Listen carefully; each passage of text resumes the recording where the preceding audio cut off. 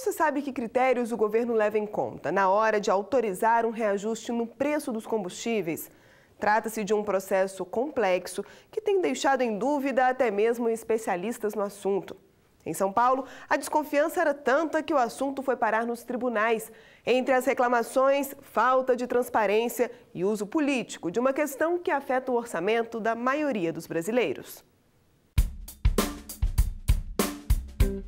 Quem abastece o carro com frequência está sempre de olho no preço.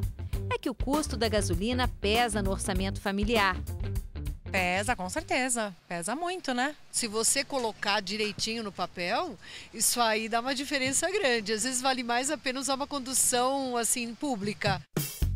Em média, os gastos com a gasolina representam 4,35% do IPCA, o índice de preços ao consumidor amplo. O produto é um dos que mais pesam no cálculo da inflação. Normalmente, a gente sente todos os reflexos em todos os preços, em tudo que são reajustáveis. Eu tenho uma empresa, então pesa no preço final e ou a gente repassa, né, para o cliente ou a gente que assume essa alta, né? O governo conhece bem esse efeito cascata. Por isso mesmo, luta para evitar o aumento do preço do combustível. A última alta de 4% foi em dezembro do ano passado. É um critério político, ele tem o objetivo de gerar menor impacto na inflação, que nos últimos anos esteve relativamente alta, né? Então o governo usou esse instrumento de não reajustar, não repassar os aumentos do preço da gasolina para o mercado interno. Segundo especialistas, o último reajuste não foi suficiente para acabar com os prejuízos da Petrobras na área de abastecimento. O aumento do consumo agrava ainda mais a situação. É que, para atender a demanda interna, a Petrobras tem sido obrigada a importar gasolina. O produto estaria sendo vendido por um valor menor do que o pago pela empresa no mercado internacional.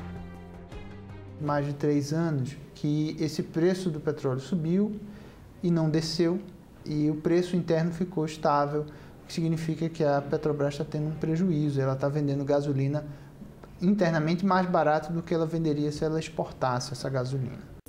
Uma conta difícil de ser entendida até mesmo por quem é do setor. No caso da gasolina não temos nenhuma informação. No caso da gasolina a gente sabe que a Petrobras cobra X por litro, não se explica o porquê desse X, é só esse, é o valor que ela dá, e dali para frente a cadeia de impostos, né? E mais o álcool anidro que vai colocado no litro de gasolina. Agora, como compõe esse custo da Petrobras, a gente não sabe. Para especialistas, além dos prejuízos causados à Petrobras, essa política de congelamento de preços também pode prejudicar o consumidor. Aqui em São Paulo, essa discussão chegou à Justiça Federal.